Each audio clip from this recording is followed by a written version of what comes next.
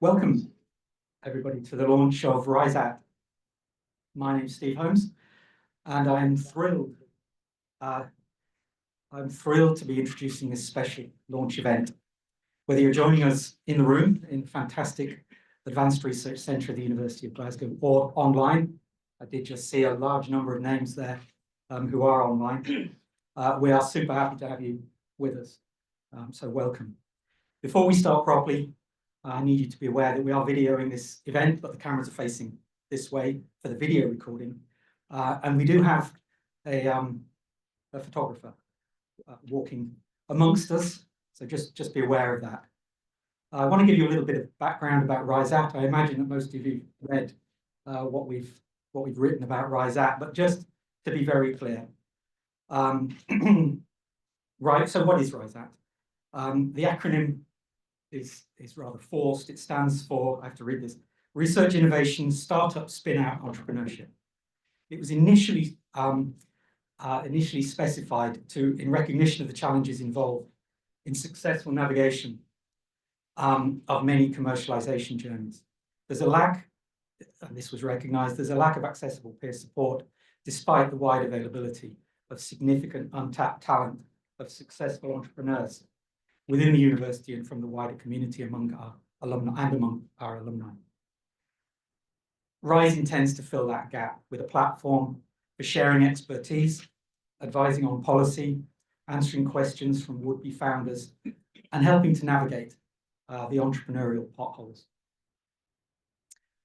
So I'll tell you about the engaging agenda that we've got lined up for you today. We're hoping to provide you with interesting and insightful lessons from our speakers, amazing entrepreneurial journeys. We hope also to be able to answer questions you may have and to inspire, most importantly, a host of would-be entrepreneurs to engage in new commercialization journeys. Shortly, Rebecca, my co-host, will take over and talk briefly about her journey with NAMI Surgical. Then we'll move on to our two keynote speakers, Joe and Shireen, who will share their insights and experiences, their hits and their misses, as they started a range of new businesses. These talks will be followed by a panel discussion featuring our two speakers, myself and Rebecca, and one other entrepreneur from the academic community. With these experiences from diverse fields, we'll delve deeper into the issues and pitfalls involving commercialization. I warn you, there'll be a little bit of audience participation. Don't be alarmed. I'm not expecting singing and dancing. During the panel discussion, there will be a Mentimeter live poll running. It's really easy to use. It works just like Slido, but is preferred by the university for reasons. A QR code will appear on the screens, and you'll be able to answer questions pretty much in real time as the panel are discussing those questions. We should be able to discuss the poll results in real time or close to real time. Excuse me. If there's time, we'll take questions from the audience in person and online, giving everybody the opportunity to engage with our speakers and panelists directly. For the online audience, they should be able to, where I got there, you should be able to post in chat and we should be able to get to those. After questions, we'll stop recording and close the online element of the meeting and move towards drinks and nibbles, which should be appearing outside shortly, for a hugely valuable opportunity for networking. Many members of the RiseAt Management Committee are here. Please feel free to engage with them. They all have interesting stories. So let's get started. Please join me in welcoming my co-host for this evening, Dr. Rebecca Cleary, co-founder of NAMI Surgical, who will talk briefly about NAMI and introduce our first invited speaker. Rebecca.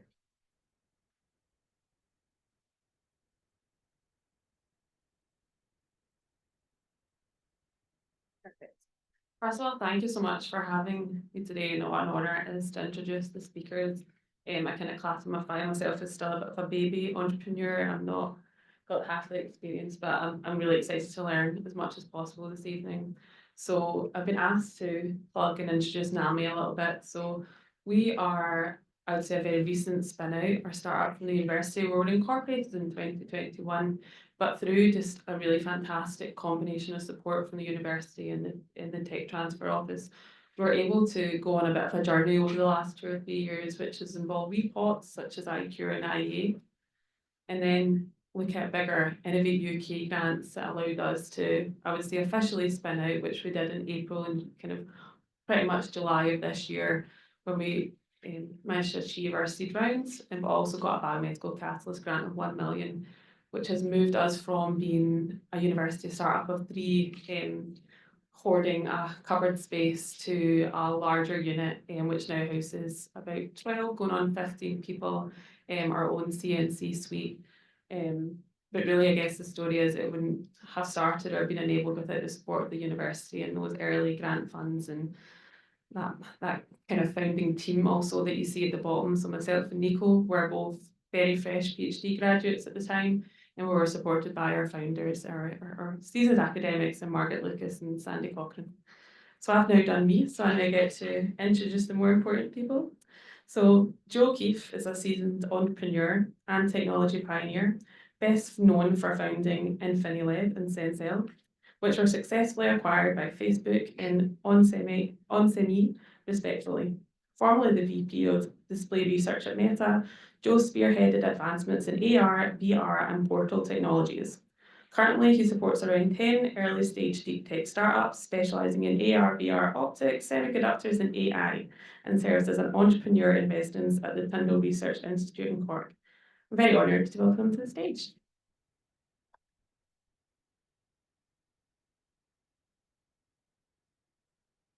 Thank you, Rebecca. Appreciate that. Okay, let's see if this works.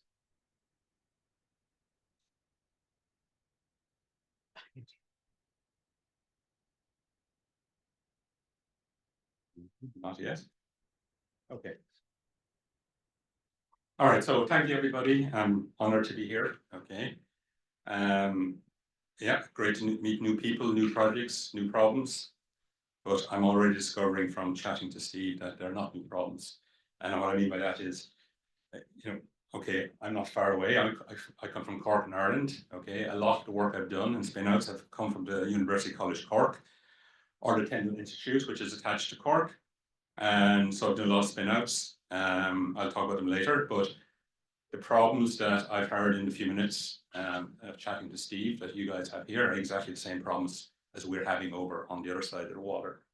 So just like I said, I'm from Cork. Okay, I have to apologise for being an avid Munster rugby supporter. Okay, so just to say that here.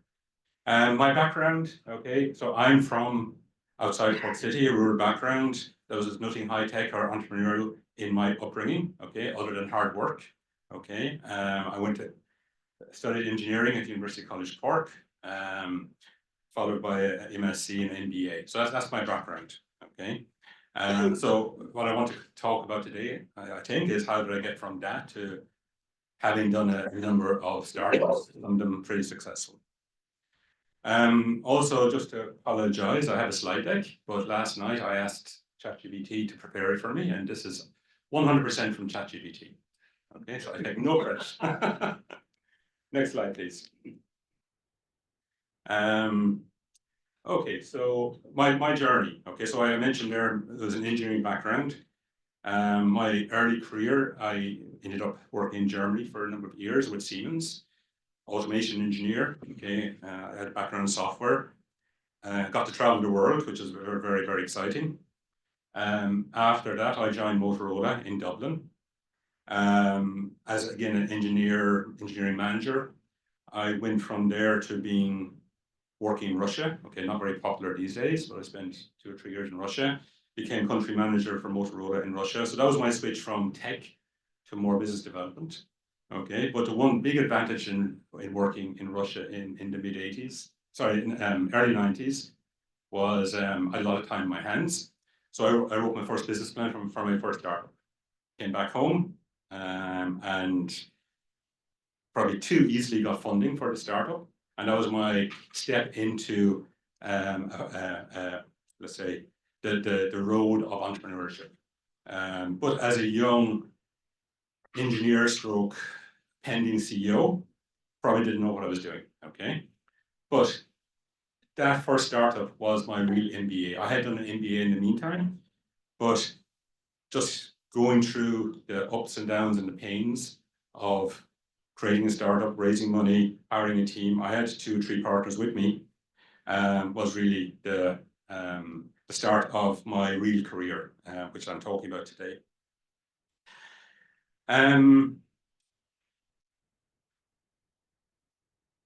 You know, everybody talks about, you know, mentorship. You know, how do you learn if you're just raw starting your first startup? How do you actually learn what to do? A lot of it is trial and error, okay? But also the whole idea of having a mentor or somebody to kind of latch onto, okay? And I did have that kind of person who was actually the investor in my first 2 startups.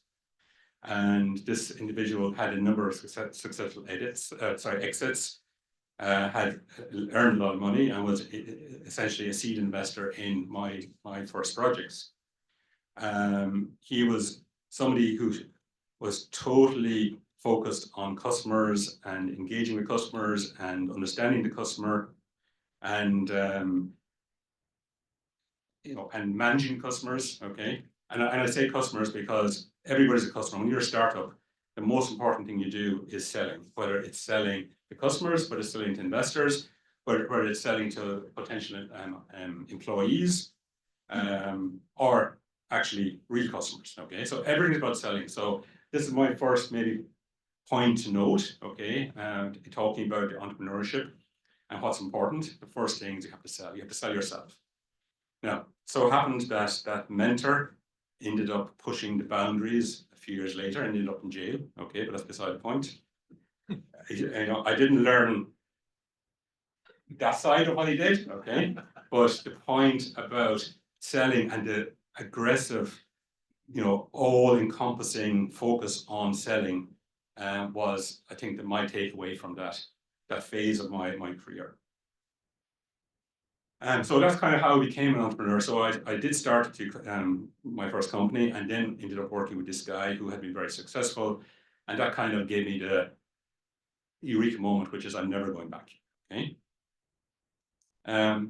Next slide. Okay. So, so then at that stage, that first startup didn't make a lot of money. It got acquired by another company and kind of cover our costs. Okay, so it was actually a good outcome for not a very successful startup. Okay, to be blunt about it. So at that stage, there was no going back. Okay, so then I ended up going around looking for new projects, new potential startups. That led to my first spin out from University College Cork. So that company got kind of went on a long time. Eventually got sold after about 7 or 8 years. Okay, but in the meantime, I had spun out a company called Essential, which Rebecca had mentioned, was acquired by Onsemi a few years later. That was pretty successful as a startup. I think the main learning point there was that company would have sold a lot sooner if the IP was strong. Okay, so the company spun out with IP, but then changed direction slightly and ended up not owning the core IP for the work it was doing. Okay, and so instead of selling a technology company, that company got sold as a revenue company, which is a lot harder. It takes a lot more time. Okay, so you have to build the customers, the infrastructure, and lot more blood and sweat, to be blunt about it. Okay, so eventually got sold, and for a good return, but it took much longer than one would like. So the next company then in Finland, again, we learned our lessons, or I learned my lesson. I had some colleagues along the way. IP in that company is very, very, very, very strong. And to make a long story short, in a reasonable amount of time, we were acquired by Facebook. It was, just to explain what the company was doing, we started, probably the big lesson in that company was, we started as a micro LED company focused on biomedical and photonics and telecoms and all the other things you can do with, LEDs. But we were probably 2 years into the company, and I remember reading this article about a California company that had just been acquired by Apple for $500 million, just reading what they were doing. And I said, they're doing exactly what we're doing, okay? But they're pitching a different way. They were pitching themselves as a display company, a micro LED display. So it was using micro LEDs to produce a display. We were pitching ourselves as a micro LED company to do whatever you want, okay? So within a week, we'd rewritten our business plan, we had changed the website, and we were all of a sudden had become a me too of this company that we copied their, obviously not their technology, but we copied their pitch and their story and the way they pitched themselves. And within 6 months, we had Google trying to acquire us, we had Facebook trying to acquire us. So within 6 or maybe 9 months, we were acquired. Big learning there is you have to be able to, okay, you're going a certain direction, but you have to be totally flexible. Okay, you have to listen to the customers, you have to see what's happening and change your pitch, change your story if you have to.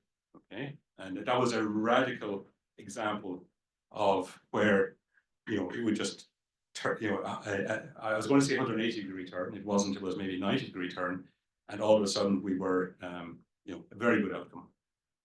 So just from a personal perspective, when we sold the company to Meta or Facebook at the time, I was a startup guy. I said, I'm not part of the acquisition. I want to go and do my next project. But make a long story short, they dragged me into the acquisition and I had to join Facebook. And I said, oh, that's 4 years of prison. I've handcuffs for 4 years and okay, I have no choice, but I would do that. Within a few weeks, they asked me to move from Cork with them, like the team, and the Facebook was opening a big office in Cork to support the team they had acquired. They asked me to move to Redmond, where I met Mr. Holmes here. Okay, and so I ended up being over there for essentially 6 years, and became VP of research for displays, optics, and sensors. Had about 800 or 900 people working for me, and a budget of $1 billion, okay, to spend on display, on AR and VR technologies. Okay, so obviously you don't get that chance every day. Okay, it was essentially, I often say that time after joining Facebook was the perfect startup because we were focused on solving a very big problem, which was AR and VR. Okay. You all know Zuckerberg had almost bet the company on the metaverse, and AR and VR was this big thing. We had as many resources and as many dollars as we wanted. So it was a perfect startup. Okay, you got everything, big problem, loads of funds, and the best people in the world. Okay, so that was 4 years of, really good research and focusing on solving a lot of big problems. And I don't know if you guys were watching, the latest news from Meta in the last few weeks. They kind of showed this Orion project, which was the hidden project we were all working on.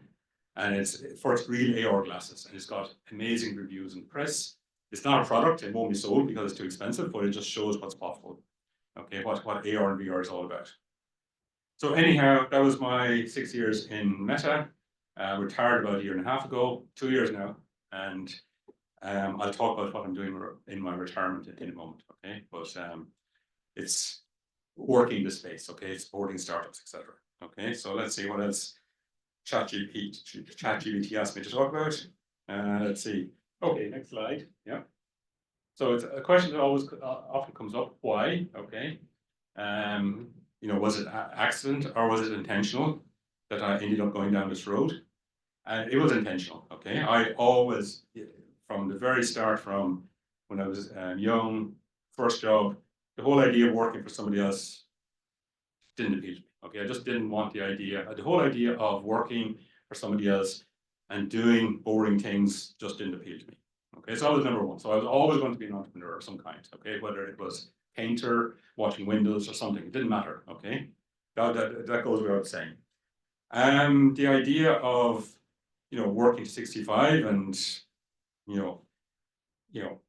planning your pension and just not having enough dollars or euros or pounds, whatever you want to call them, to be flexible and do what he wanted, it never appealed to me. So there was a financial, to be totally blunt about it, there was a financial reason as well.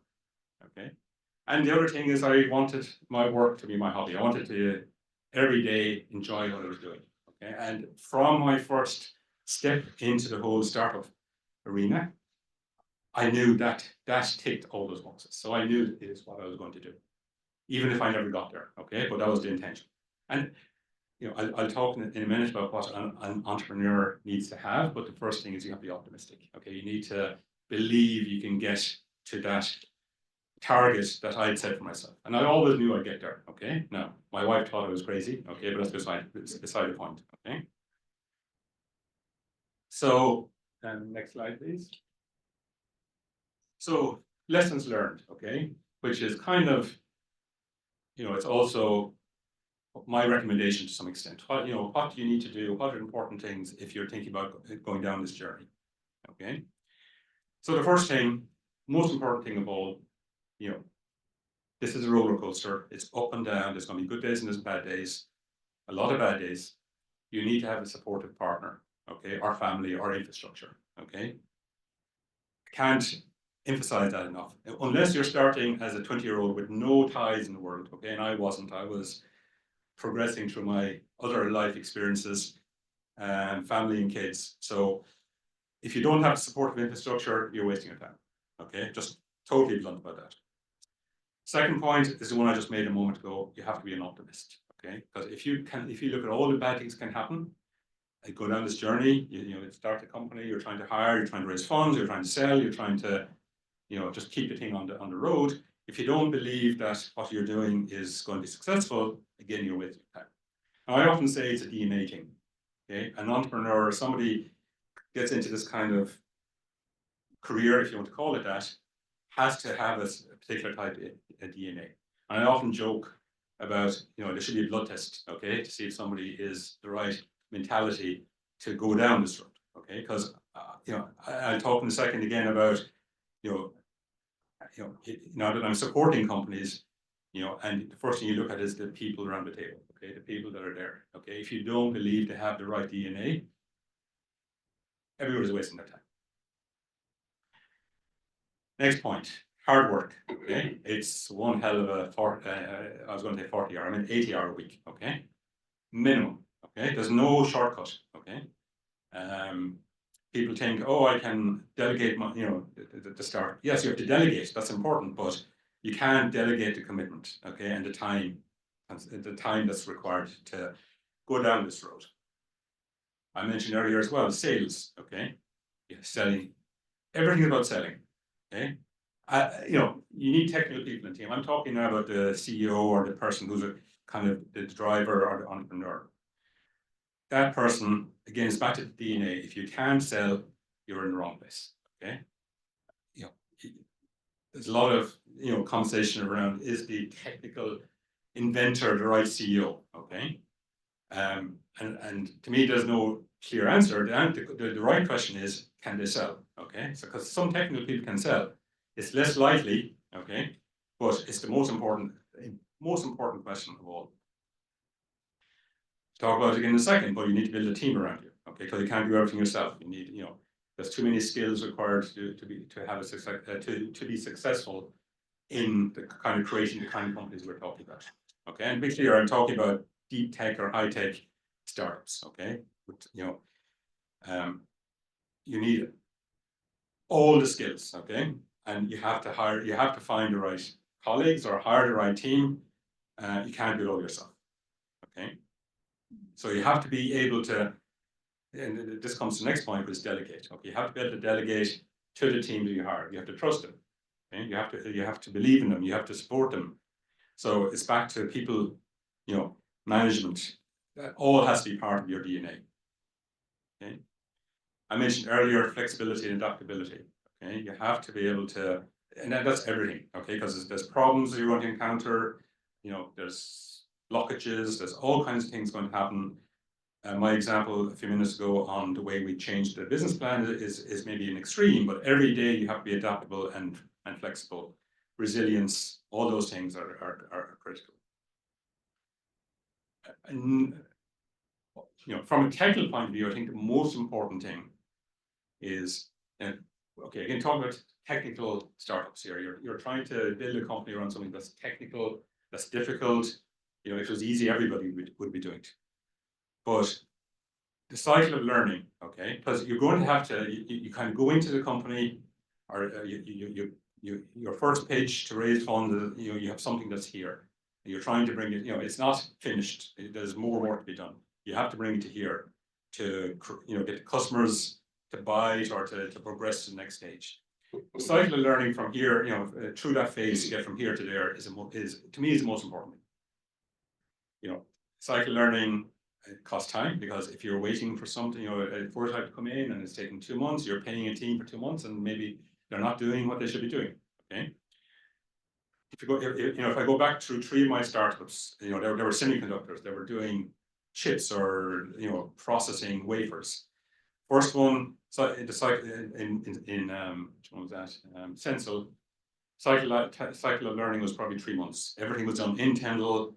You contracted the university to do the processing, okay, and it came back and the equipment went down, or people were gone on vacation or holidays, and it took forever.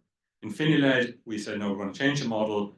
We will use the university infrastructure, but we put our own engineers in, okay, motivated by the company. So everything was faster, but you were still using the university infrastructure. So went for 3 months, maybe 3 weeks. I can't remember the exact. Okay, it was still too long.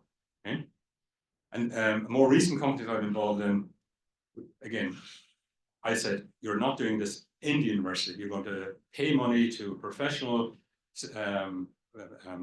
fab in Arizona to do it. Okay, pay a fortune, but it took 3 days. Okay, plus shipping. Okay, so a week. So now cycle learning, this new company is down to a week. Okay, it costs a lot more, but you're saving 3 weeks or 2 months or whatever. Okay, much more in the long run. It saves you a fortune. Okay, because now you're learning. You don't have your team sitting around waiting. Okay, you try something you know in a week. Okay, so again, I think that applies to everything, whether it's semiconductors, which is probably extreme in terms of, you know, clean rooms and turnaround time and all that. Even if you're just doing circuit board, okay, if you can speed up the time, you save a fortune. The bottom line of all of this is, I now have a formula. I believe I have a formula.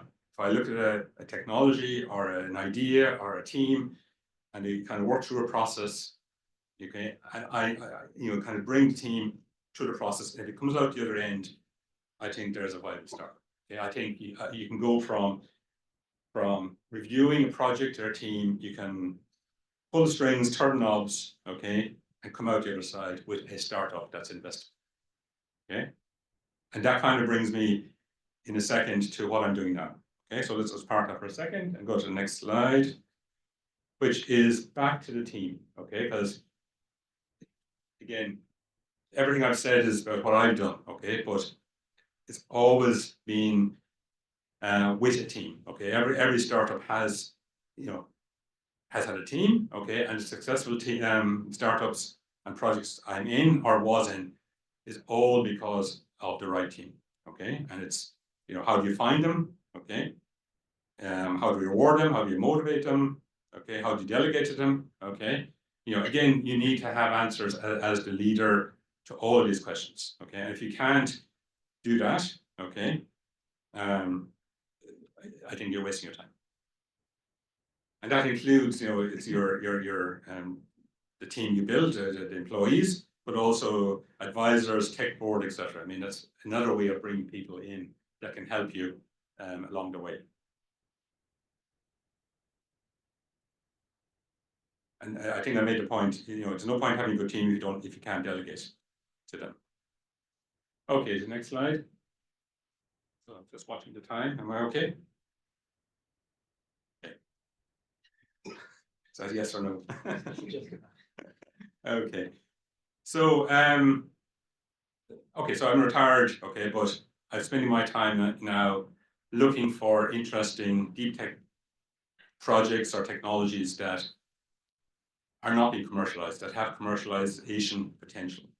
And I'm essentially using this experience and, I said, a process or formula to screen through some of these ideas, and in many cases, or some cases, turn them into startups.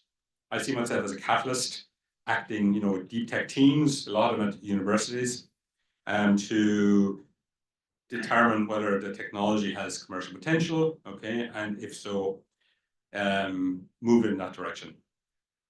The output, a success for me, my KPI for myself and what I'm doing in my hobby, retirement hobby, is an investable business plan. If you can take a project or a technology or a team and turn it into something that's investable, okay, then I've done my job. I'm a co-founder. I get my equity slice. That's the value. That's the way I remunerate myself for doing this. And the kind of areas, it's the areas I've mentioned: optics or photonics or semiconductors, biotech, displays, AI. That's kind of the area I'm focused on. Okay, so I have about 10 projects at the moment, built up over the last 2 years, that are now in startup mode. Okay, there are startups. Some of them have raised funding. Some of them are in fundraising mode. And yeah, so that's kind of what I do. And but kind of go back for a second, what's a good project? Okay, and you have to. In many cases, when I engage with teams, they don't have the right team. So I spend a lot of time trying to, use my network and contacts to try and bring the right 2 or 3 founders to the table. Okay, sometimes the original people I meet with the project might not be the right people. Okay, so if you believe in the technology and believe on the pitch and the story and where the technology can go, then the second question is, do we have the right people at the table? In some cases, you don't. Okay, and then it's all about what's the technical risk. Customer needs this. They've demonstrated here. How do you get from here to there? Okay, is it research or is it just engineering? If the risk is too high, it's not a good project. Okay, and the business risk is, this is what they're pitching and this is what customers want. Okay, can you close that gap? Are you offering what the customers need? Okay, so it's very simple, is it?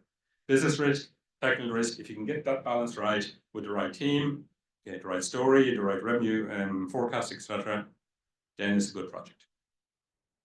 Okay. Thank you, Shireen and Joe. Fantastic talks, really inspiring. Thank you so much. One thing I've learned about entrepreneurs is they do love to talk about their businesses, and that's great. That's fantastic. I hope they're giving us some inspiration and something to think about. So we're going to move to the panel element now. So I'm going to ask Connor to come up and and Joe and Shireen and Rebecca to join me on the stage. Connor can introduce himself. Standing or sitting? You can stand. I will warm your chair. Thank you so much.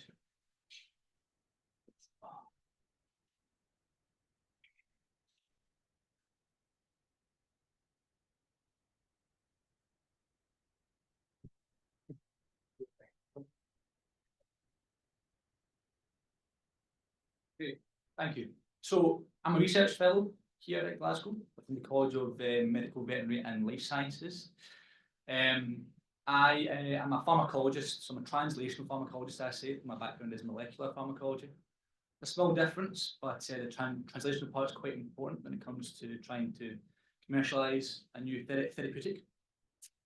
My background being in pharmacology means that I'm interested in drug discovery and drug development. So my PhD, which was with Professor George Bailey, who's also a pharmacologist, was sort of a blend between industry and academia. So it was all within academia, but I had sort of an industry sort of focus. So by that I mean I worked for a startup company called Portage Glasgow. I was their principal scientist. And essentially throughout that time, we developed novel targeted therapies, and I'll get onto what they are in just a little second, but we've done it in quite a broad range of different disease indications, from cardiovascular disease to neurodegenerative disease, aging, and also mostly in oncology. That company got acquired and all of its assets licensed at the end of my PhD, and sort of that 3.5 year period sort of set me up for when I started my postdoc, which was about 3.5 years ago, where I took the knowledge that I learned throughout that PhD and refined this sort of drug discovery process, the drug discovery engine, as we put it, and incorporated it into Disruptix Therapeutics. So what is Disruptix? Well, we're a University of Glasgow startup company. We are, like my previous research was, really focused on developing precision peptide therapies, mostly and predominantly in oncology. So firstly, why oncology?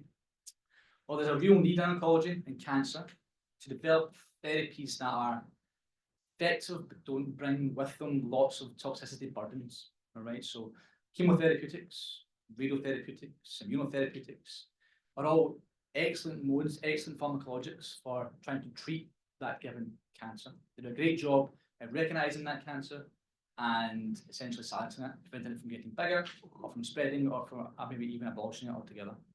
But what they struggle to do is to differentiate between what is the difference between what is cancerous and what isn't. And so when these things get systemically delivered, so they go through your entire body, every single organ, not just where the cancer is, cause a lot of unwanted side effects, which is probably no surprise to many people in this room. And that can cause a lot of health burdens, particularly for people in the middle age or for very, very young children. And so we're focused on developing precision peptide therapies, just another way of saying targeted therapies.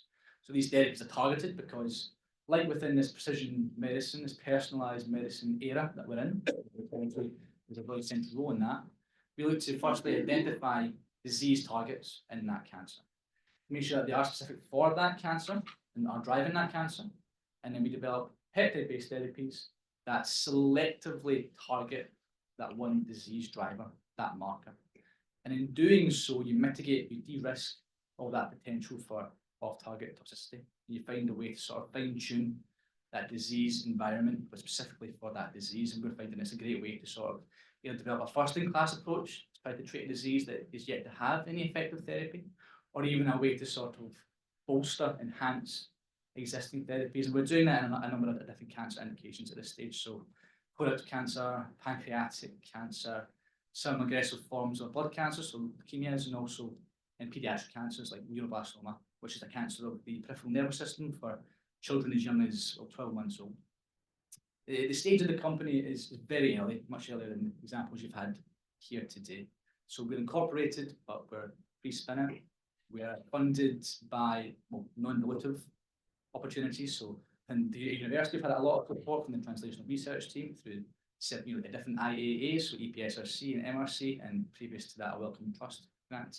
But we've also had support from Scottish Enterprise, and they're helping sort of build the narrative around what would be one day a commercial entity that when we acquire that seed funding, that helps us bridge that translational gap from where we are. So that's de-risking and validating, as you said, Shireen, that's what we're doing right now. And that'll give us the opportunity to officially spin out with the IP license from the university, where we can actually try to develop these therapies to get them to patients who actually need them. But with that, I'll hand back to Steve.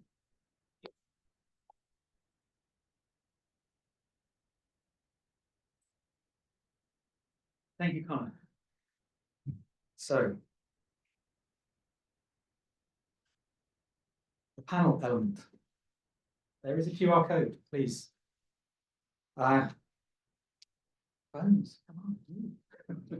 You need to read the QR code to take part in the Mentimeter online poll. It's available to everybody in the room and online. It is completely anonymous.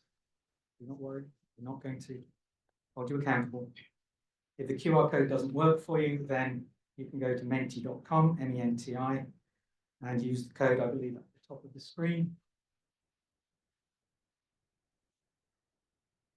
Each question, so it's very like Slido. Each question should appear in real time, or roughly real time. You need to press submit and then wait for the next question. This isn't just for fun. I mean, I hope it's a bit of fun, but it's not just for fun. Your responses will be extremely valuable to us as we look at next steps for RISE-AT. So, has everybody scanned the code? Nodding and smiling at this point would be lovely. Thank you. Thank you. One person nodding and smiling. Yes, yes. I'm getting some key elements of nodding and smiling. Fantastic. Okay. So let's get to the first question. So I hope that says, what were the key challenges you faced in transitioning your research from a lab to a commercial venture? And for the panel, how did you overcome that? So since Joe and Shireen are exhausted, I'm going to come to you, Rebecca. Oh, look, no way.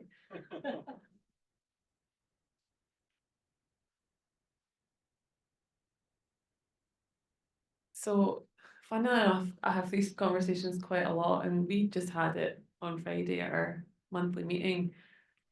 I felt that myself and another co-founder, we had the tech knowledge, but we're lacking in pretty much everything else. So everything that wasn't our technical space, whether it was IP or legal or HR or the mechanics of funding or finance, we'll leave everything. It was learning every single day, which was also really, really exciting. And we generally did learn every single day, every meeting. But we had great Scottish enterprise support as well, who got us in front of the right people to help us with that. Sure. I mean, even to sort of, a lesser extent, yeah, I mean, I've considered taking a step out from what I'm doing to go and get sort of an MEB because, yeah, a lot of the time I'm sort of winging it when it comes to that. And as John said, your first startup was what, and your version of getting a master's degree in business, right? And yeah, the number of conversations I've had where I'm sort of nodding and smiling and kind of getting through it, and at the end of it, I've Google searching like 12 different acronyms to try and figure out what it is and double check what I mean when I'm talking about IP and PCT and things like that. And so yeah, it would if I could go back in time and give myself a bit of training in that sort of area, have a bit more business acumen, yeah, it would have been very beneficial, very, very, very beneficial.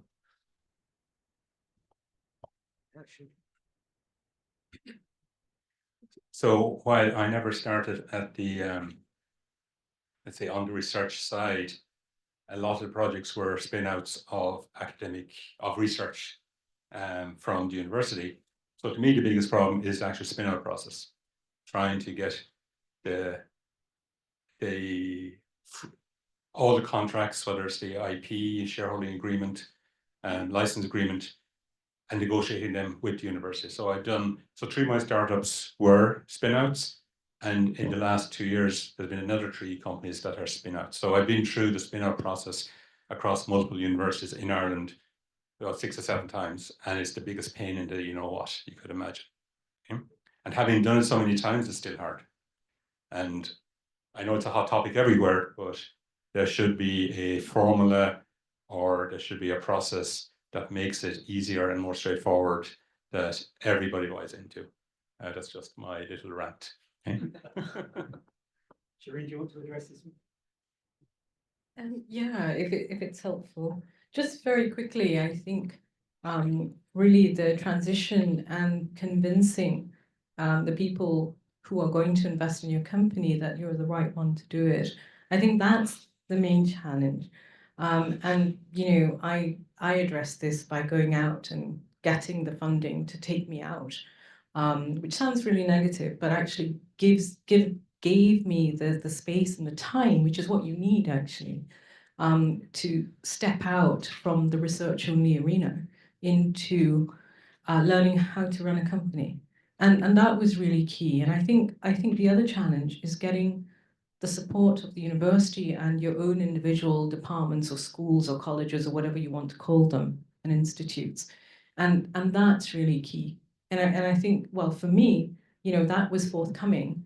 But of course, you have to have the money on the table, right? It's easy for the university to buy into that if you say, hey, I've got this fellowship, or, hey, I've got this grant money, or hey, I've got this money to go and get myself seconded to Research Triangle Park in North Carolina. Most forward-thinking institutions will say that's great. But if you don't have that, I think that's really tricky, because essentially, you're going to be looked at with a very, very clear lens about whether you're the right person to run this company. And I know that not many or many academics, won't be the CEO in my case. That is what happened. But you also then have to have the confidence and a lot of sleepless nights. Those are some of the key challenges, I think, and how you get there. Okay, thank you. So the poll, I'm not sure the poll is too surprising. It's good to see that nobody thought it was plain sailing, nothing to it. That's good. That's good to see, because it's not easy. This is not an easy journey for anybody. Money, business knowledge. Yeah, I kind of expected those two to pop up. externally perceived TRL. I think internally perceived TRL is often nonsense. I've spoken to many many researchers who believe their technology readiness was rather different to what it really was. So that's not uncommon. Okay, thank you everybody. Shall we move to the next? So I think this one is on mentorship. Yeah, okay, so mentorship is really important to me. I've either been a mentor or had a mentor pretty much my entire career. The Amplify mentoring, student mentoring scheme at the university is something that I catalyzed. So the question here is, how much value did you place in having a mentor or indeed a trusted advisor during your journey to commercialization? So maybe I won't ask Joe to speak because obviously his tend to become criminals. So I'll let Joe off. So Rebecca, if you want to address this?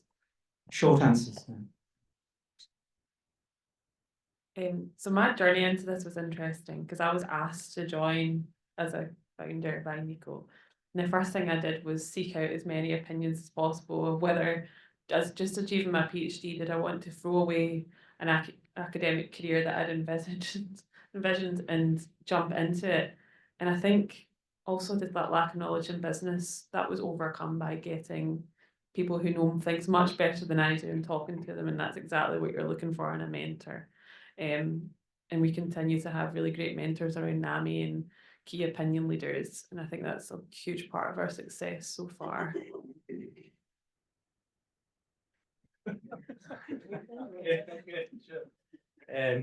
Yeah, the kind of first thing I say to any sort of student or researcher that kind of starts with me is to always ask questions, and it seems really obvious, right? But it's something that's benefited me is being someone who's quite willing to badger other people and talk to them a lot and find out answers to things, because I'm very, very aware of the knowledge that I don't have.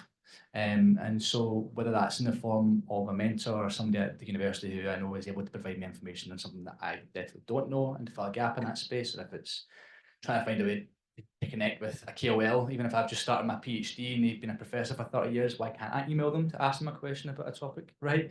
I mean, they might not reply, they might. I mean, I always say you should have your, if you can't get up early enough to email a professor when they get to their desk in the morning through the emails, you should have your email ready the night before you go to bed, set your alarm, send it as soon as you wake up, and it means it'll be the first thing on the desk. That's your chance to get an answer on it. So I think the term mentor to me is quite interchangeable, and it can go from, you know, my PI who I've leaned on almost every day for quite a long time through my career to somebody I speak to once a year to try and get an answer to a really important question. But you have to ask the question, you have to be willing to have the conversation.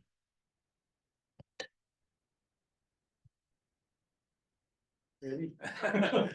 On a more broader level, I think, okay, I won't use the word mentor, but advisor.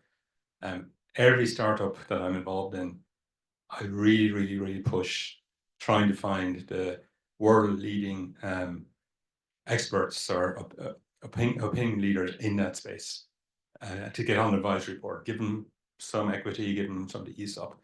But I just don't go to somebody I know down the road. I really push the team that I'm working with to find the best person in the world, okay? And you can get them a lot easier than you think, especially with Zoom and post-COVID. It's not that difficult. It's not as daunting as it sounds. And I would really recommend getting the best people. And I can see, Serene, you have a lot of big names on your list there. I think that's really critical, be it directors or advisors. And set up an advisory board so you have an excuse to bring some of these non-director people in. Okay? And generally they like it. They see it as an honor. People with grey hair, okay, they've been around the block. Yeah. Okay, yeah, good. I'm a little bit concerned about the 10% saying what is a mentor. Maybe that was a mistake, but what a mentor isn't is the kind of Hollywood Miyagi Yoda type character, some old thing with a few tricks. That's not what a mentor is. Read what Homer defined a mentor as. It's essentially a mentor is a is a Greek god pretending, a Greek goddess pretending to be somebody else. And that's a Greek goddess who was called Athena, who was the Greek goddess of everything, from love to war, literally everything. She had skills in all areas. So Google it if you don't know. The 10% of the people, 10% of the audience who said, what's a mental? Google it. But Google it with Homer in mind, with Greek epic poems in mind. Okay. The next one's about building a team. So this is asking, how are you approaching building a team that could balance critically academic expertise with business and operational skills? Is spin out. I think the whole panel can answer this. Should we start with you?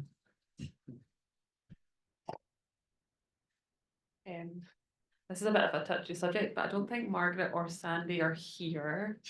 So we stole a lot of their best PhDs in academics. I think they've just about forgiven us recently. So we invited colleagues for the commercial side and for operational hires, and we use a recruitment agency. And we continue to struggle but learn. In this case, HR is something that I did not expect to spend as much of my time doing, but it takes up 80% of my week now. So that was a significant change from PhD. And we continue to learn and figure out how to best lead our team. As I said, finding the right people is the most important thing. Generally, networking, people you worked with before, people you know of, it's important to get the right people. So that's just stating the obvious. Yeah, so for us, it was introductions, networking, people we knew within the corporates, for example, and otherwise introductions by investors, even from the very earliest days. Don't have a team really officially yet.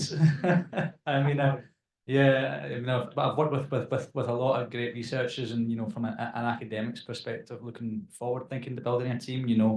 I do spend a lot of time thinking about how you can retain the talent that you keep. I've got 2 PhD students sitting over there, Sean and Bria, who are both excellent. And if I was in a position to hire them, then why wouldn't I? But you don't always get that choice. The timing has to be perfect, and I think that's something that isn't always in your control.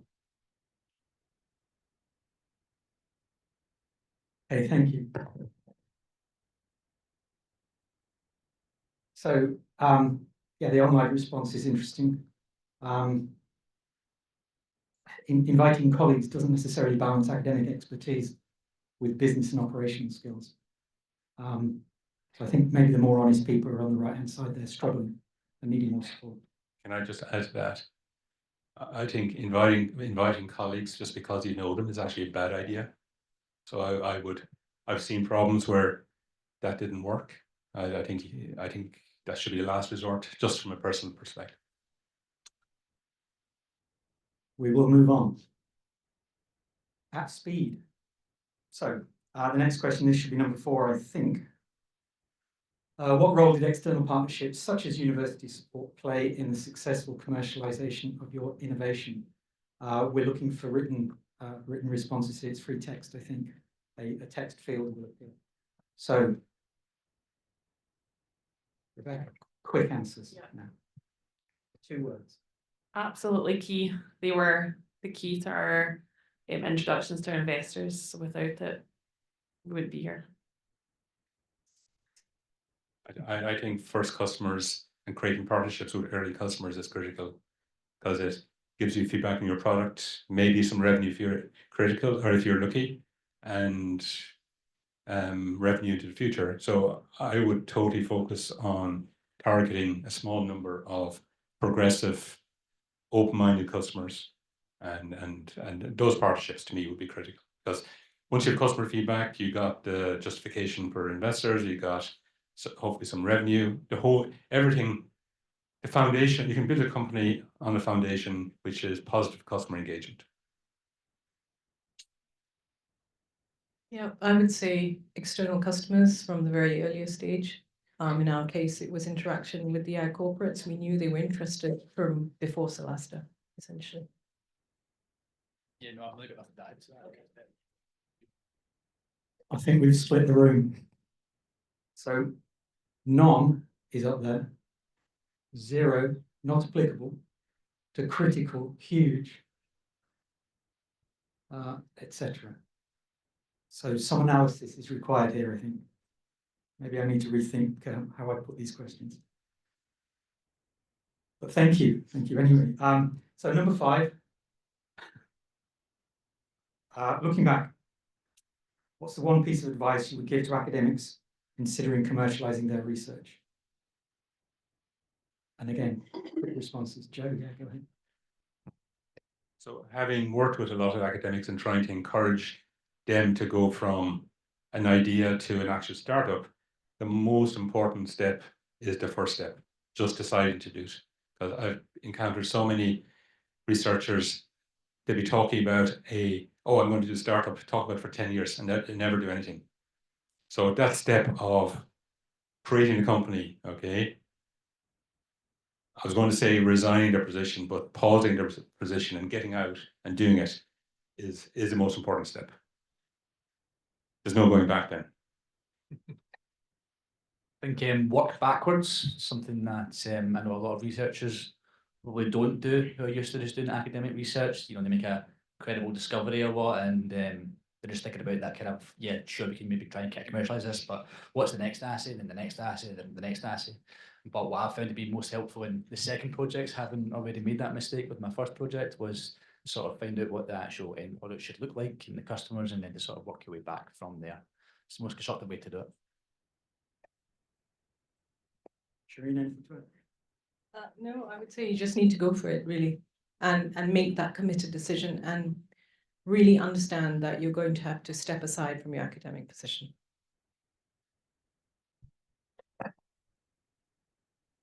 Okay, I think opinion is less divided on this one. I think there's more positivity there.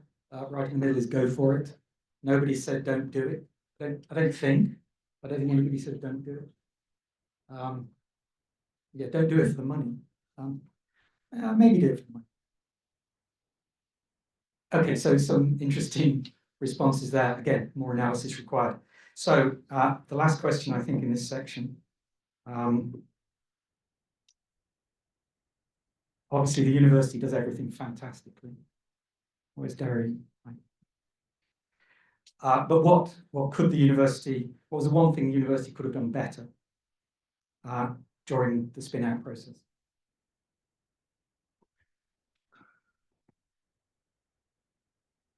Could talk all day. I think if I was, one piece of advice, and I think one change, I think I'm speaking from my experience, obviously I don't know anything about what's happening here, but the engagement between the startup person and the entrepreneur or the startup team and the university is often confrontational. Okay, I think a big step forward would be for the university to be a co-founder and to behave as a colleague of the team, the founding team, and I think that would change the whole tone. Now, it's easier said than done, and I appreciate that, but I think if there was one bit of advice or one string I could pull or one knob I could turn, that's the one thing I would do, because I think that would change a lot of the spin-out processes and the way it works.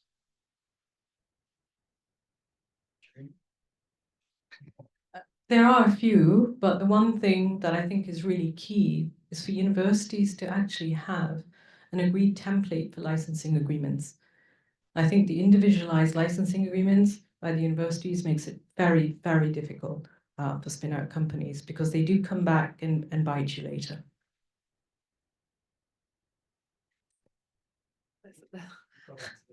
I know this is quite recent and a bit, yeah. Yeah, I think. Listening, don't worry. No, this isn't being recorded. I think we've obviously just went through a raise and we went to local VCs, mainly because we were told to by the university and those around to support us, who were put in place by the university.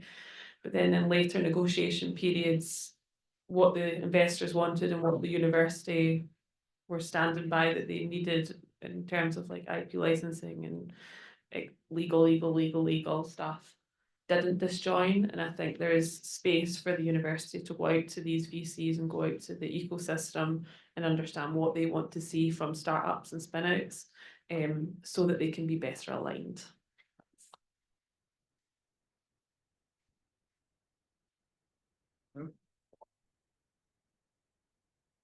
Wow. There's some faint praise amongst those phrases, but lots of very positive responses as well. Again, more analysis required.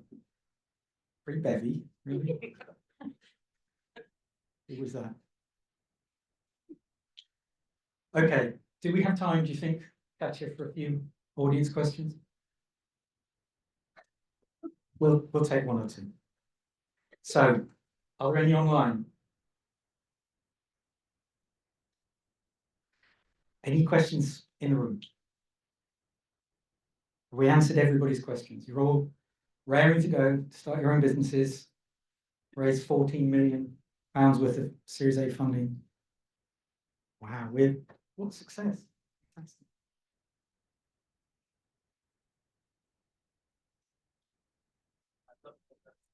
I have a question for Joe. So you were mentioning getting on boards, advisors.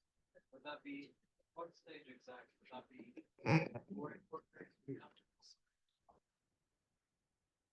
I would say, Could you reiterate? oh yeah, sorry, the question was, when is the right time to bring advisors on board, before incorporating or later? I would say very early stage, okay? But probably not before incorporating. I'd say just as you're spun out. Because once you've done the spin out, then you're free, you're actually up and running. Okay, so I would say at that stage. Yeah. Now you may be talking to them or reaching out, as soon as you're going through the spin out process. But I think to sign them up, you need to be incorporated.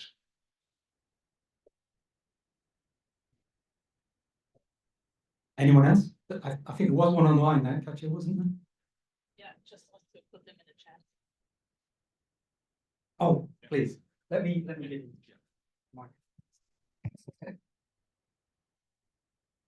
So I'm a student at the University of Glasgow. I had a question. So as a student, how can I start networking if I want to become a future entrepreneur from now?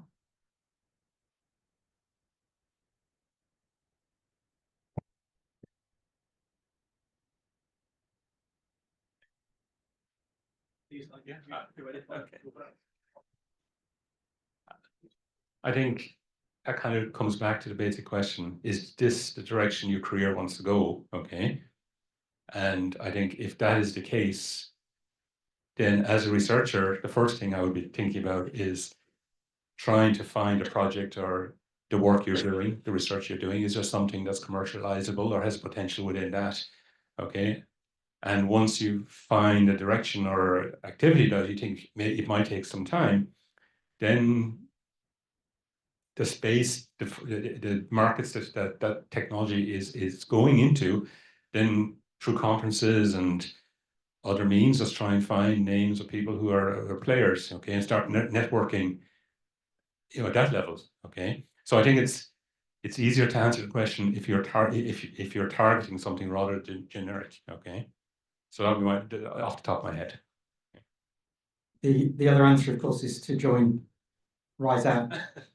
And sorry, Steve. Sorry. Ask the questions in the LinkedIn group.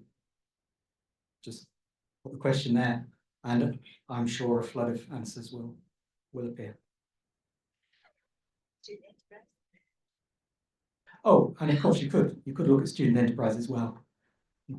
Marion Anderson is an enormously valuable resource in that area.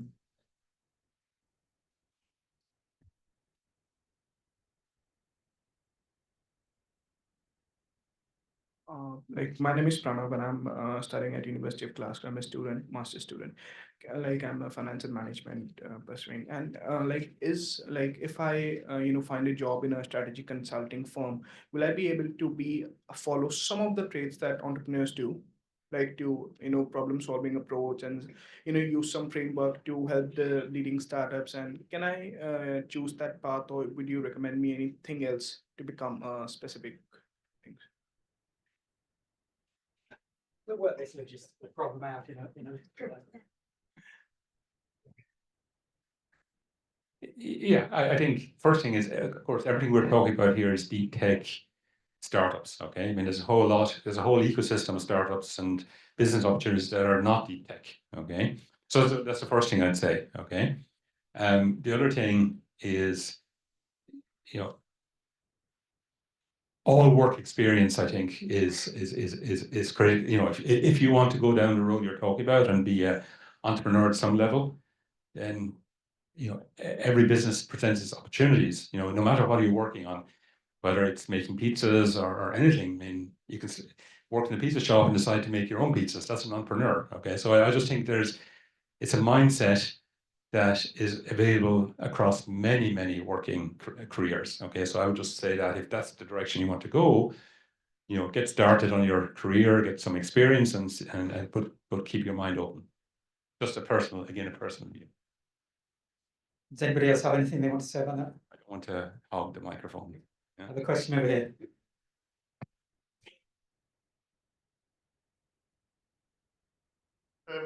I'm a recently retired professor of entrepreneurship from here. So a couple of comments to Joe from that perspective. One on selling, absolutely right. It's incredible. I think there's one share in sales in British business schools. About 99% of professors of selling are in US universities. So it's a huge gap. We just don't teach sales in business schools. Second point is you talked about kind of entrepreneurs need to have a special DNA, which suggests we used to have a debate in entrepreneurship: are entrepreneurs born or made? And you're kind of suggesting that entrepreneurs are born. I think entrepreneurship as a study kind of moved away from that, because if you take it to that logical conclusion, what's the point of teaching entrepreneurship classes if you can't make somebody an entrepreneur if they're actually born? I mean, I know it's slightly provocative, but that's your point. I'd just say to that, you're absolutely right. Okay, I still think that there is something you need to have in your character, or I won't use the word DNA anymore. Okay, but I do believe it can be taught as well. Okay, there's no question. Okay, but there's certain individuals you can never teach. Is the other side of that. Okay. I imagine a fight starting. So I'm interested in the very early stages of creating a spin-up, before you ever got there. What led you to recognize the opportunity that you had something that was worth putting all this effort in, these 80 hours that you're talking about? A huge amount of effort, huge amount of dedication. How did you go about recognizing that you had an opportunity in your research activity?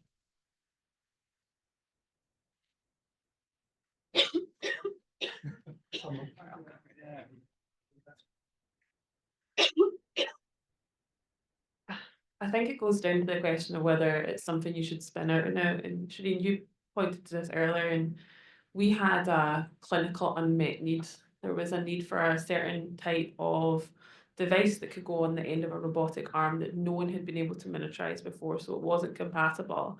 So it wasn't so much, oh, we really want to create a business and make lots of money and go sit in the Bahamas somewhere, is that we could really transform ultrasonics and robotics. That combined with a bit of luck in the terms of like IP and patentability, and NAMI Surgical was born. So that was again of the ignition to allow that to happen. And it had to both happen at the same time. It kind of has to happen right now as well, because there's a need to get this technology on a robotic platform. I'd say it's luck, but I don't think I'm allowed to say that anymore. I got into trouble last time. So if I think about the kind of projects I'm engaged with today, and if I encounter a new project, the first thing I'll say to the team is, what are you trying to sell here? Because normally it's a technical team. So even asking that question is very difficult. Okay. So you're doing some technical research or some deep tech research. What are you going to sell? Okay, and that could take weeks to work that out. Okay, but then before I commit myself, I will take whatever they've come up with. Okay, and once I understand it, and then I will go to customers. I will figure out who the customers are for that potential technology. And I'll cold call, I'll cold email, I'll get on a plane, I'll do whatever I need to do to get in front of some key customers, decision makers in that industry, and I'll say, if I came to you with this, okay, are you interested or excited? If I don't get a positive reaction, then it's that's the end of the project. Okay, it has to be something that gets those conversations and those engagements exciting, and then you know we have something that's got commercial potential. That, to me, that's always the key thing: is take what the team is saying, put it in some kind of box of a product or a service or whatever they're selling, and judge reaction. And if you don't get positive engagement in those conversations, then you don't have anything. It may require going back and redefining what you're selling, and that may take a few cycles, okay, before you get something you're packaged, whether a product or service or a license or whatever, okay. But if you can get there and can get a third party excited, there's no point. Yeah, so we were, Steve, in the business of understanding in the broader sense how organisms survive. It's a huge question. Attack this with molecular, omics, physiology, the whole shebang. But along the way as well, we knew that industry, because of our engagement with industry, because of our funding from industry, we knew they were looking for new molecular targets for insect control. But the key thing is timing. I think, timing, as Rebecca said, is really critical. If we tried to do this 10 years ago, we would have been laughed out of the room. But now, because of the pressing need, this platform becomes something of huge interest and very fundable, and the time is right to develop it. Also, the technology is right. We have omics platforms that we didn't have 10 years ago.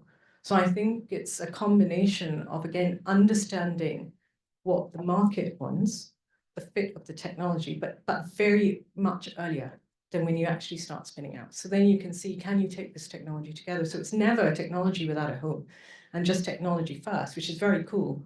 But actually, it's understanding first where that can fit in. And we did some market research in 2017, funded by, one of these, IAAs that actually also gave us the information around targets and the problems growers are grappling with. So really understanding that market need early on, I think, allows you to coalesce the research into that, sales question. Yeah, from sort of personal perspective, again, this is my first attempt at all of this, and so to have said it at the very beginning, I thought, yeah, I can definitely commercialise this, no problem at all. I'm just self-fulfilling my own opinion here. I want to do it because I know it's a rewarding thing to do. But I had very good mentors during my PhD when I was sort of defining this drug discovery engine that we were trying to utilise here in Disruptics. With a lot of pharma experience, who from a commercial standpoint gave us a lot of confidence that what we were doing made a lot of sense, and that it was worth doing from that sort of standpoint. But from a clinical sort of standpoint, I spend a lot of time trying to engage with as many clinicians as I possibly can, because I'm not one myself, just to make sure that whatever therapy we're developing is actually going to potentially benefit a patient population that actually needs it. So if it ever makes it there, it's going to actually make an impact, and it's not just something else that already sort of exists that will fall away as a competitor.